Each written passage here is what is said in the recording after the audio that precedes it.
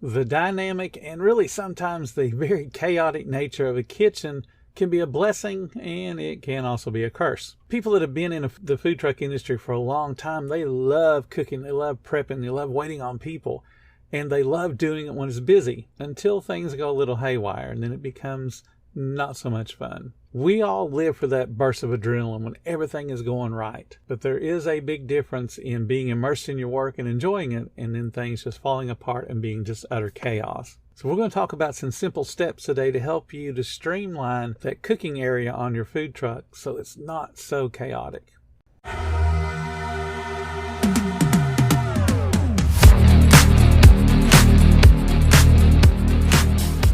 Welcome to the 10-Minute Food Truck Training Podcast. My name is Bill Moore. I am a food truck business coach, author of 5 food truck vending books, including Food Truck 101 and Food Truck 201. This podcast is all about helping you start and grow your food truck business. My dad works in B2B marketing. He came by my school for career day and said he was a big ROAS man. Then he told everyone how much he loved calculating his return on ad spend. My friends still laugh at me to this day. Not everyone gets B2B, but with LinkedIn, you'll be able to reach people who do. Get a $100 credit on your next ad campaign. Go to linkedin.com/results to claim your credit. That's linkedin.com/results. Terms and conditions apply. LinkedIn, the place to be, to be. Now, one of the first things I'm going to talk about is kitchen safety, and this is something I very rarely talk about, and I really should bring it up more frequently. Some of the things that I see when I step onto a food truck, we are not always really conscious of some of the basics that a restaurant would do automatically because they have an insurance company telling them you can't have this and you can't have that. For example, I've stepped on a food truck that has those anti-fatigue mats, which is awesome, but they also can be a trip hazard, especially if they don't have the slanted edges. So now you have just that abrupt change in floor level. So now you've created a trip hazard. And when you start to trip, where do your hands go to grab? Anything that's nearby. Could be a shelf, not a problem. Could be a fryer. Could be a flat top.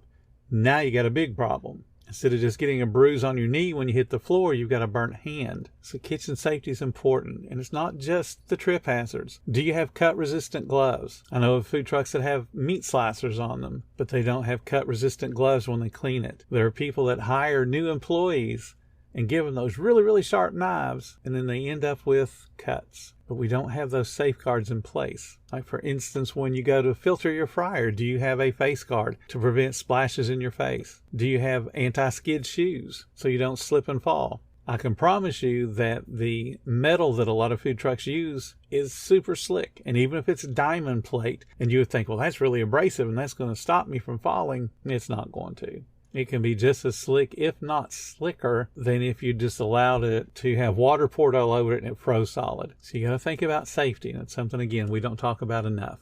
Now let's talk about something that could really help your business when it gets busy and it gets noisy. According to OSHA, if a noise level exceeds 85 decibels, that's considered damaging. Now, in a full kitchen where you got lots of equipment running and beepers going off and timers going off and the hood running, it's possible for that kitchen to generate well above 85 decibels. It's a little bit harder on a food truck, but because of the confined space, we get up pretty loud in there. Between the fryer having frozen food dropped in it and it starts bubbling and fizzing and making all of its noise, the hood system running, the AC trying to throw air back into the kitchen area so that the hood can just suck it all back out. So we have lots of noises going on as well in our food trucks. But here's one thing that you can do to help cut down on the noise and then also help to make sure that you're concentrating on your guests. Have your cashier wear a headset and have that headset tied to the people that are doing the cooking. So now you've got at least one ear that's going to be protected from all the extraneous noise, but then you also have that earpiece as a direct link to the cashier.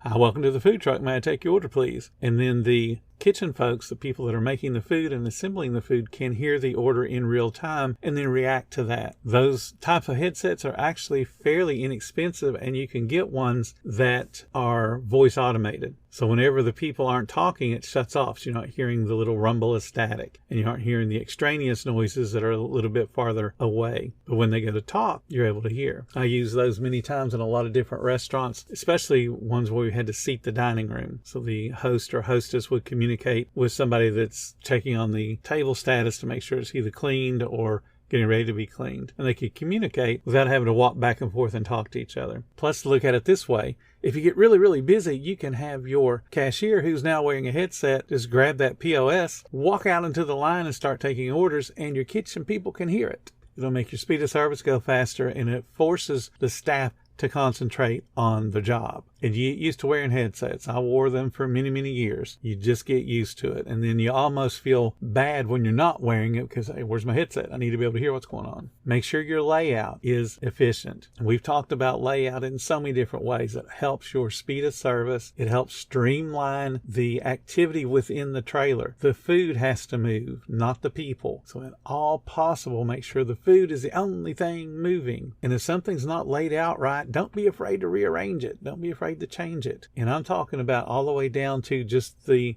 positions of the toppings on your prep station. If you're making sandwiches, the toppings should be laid out in order the way you assemble the sandwich. If you put mayonnaise, lettuce, tomato, then that's the way the pan should be laid out. Mayonnaise, then lettuce, then tomato. So it's just one movement to grab everything.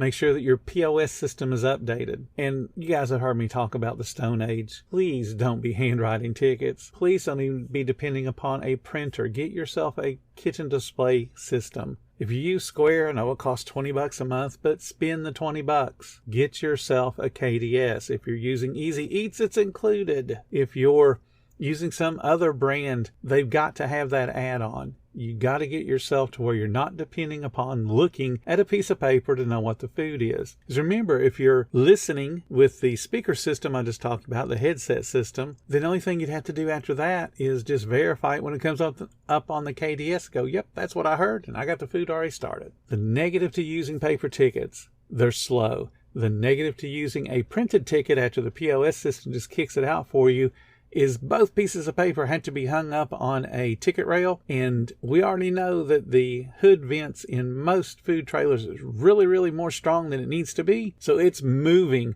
a lot of air. So when you open the window, you open the door, and you have that big gust of air that comes through, some of the tickets are going to fall. If it's thermal paper and they touch anything hot, now you can't read them. If it's handwritten, it falls into the fryer, the ink's going to just wash away. And then you have to pretend like you're a detective and try to read the impression as opposed to reading the ink. So update your POS. Get out of the Stone Age. Get yourself something that's going to have a KDS and something that on the other side of that, hollering out names and numbers, we don't want to do that. We want the KDS to send that notification via text to let people know their food is up and it's ready. Another thing that you can do to help streamline that process in the kitchen is inventory tracking. That's where your POS comes in. But then you got to verify what the POS says. So if your POS spits out a daily sales report and it says you have sold 200 hamburgers, you should be able to walk through and look at your inventory and go, yep, we sold 200. But if you look through the inventory and it indicates you sold 225, you got to wonder why your POS doesn't have those extra 25 burger patties rung up. Did your staff give it away? Did you drop in the floor? Was your inventory count wrong to begin with? Those are the questions you got to start asking yourself when you start to track your inventory.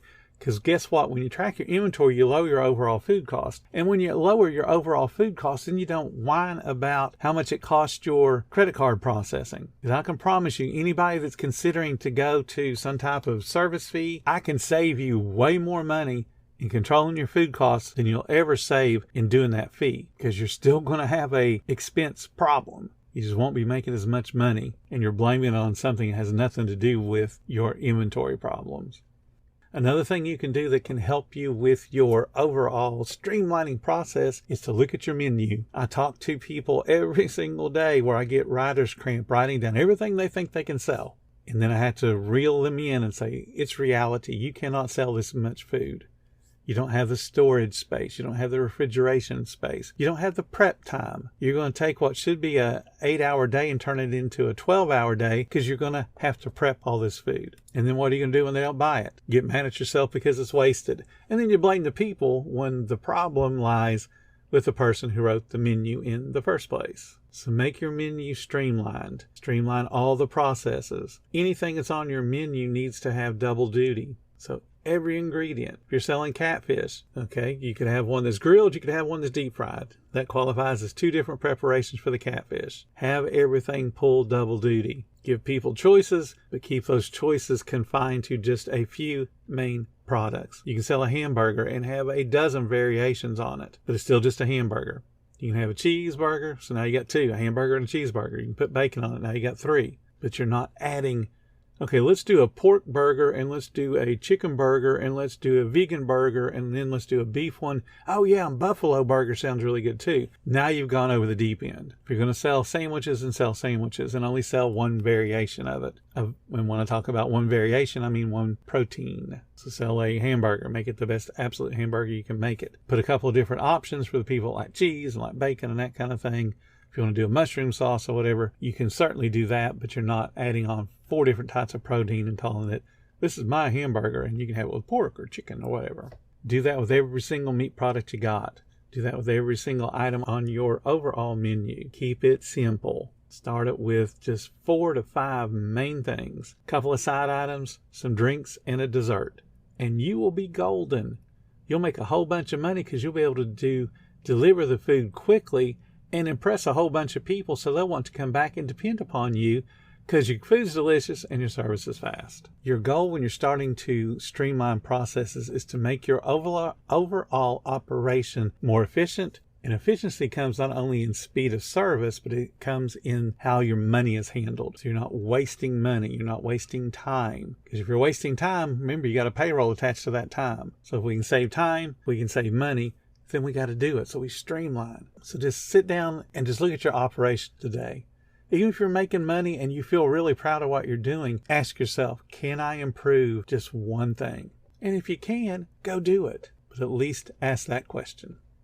Thank you so much for listening to the 10-Minute Food Truck Training Podcast. If you're finding all the information helpful to your food truck business, please become a monthly supporter of the podcast. Just hit the support button or follow the link in the description. Every little bit does help keep us going.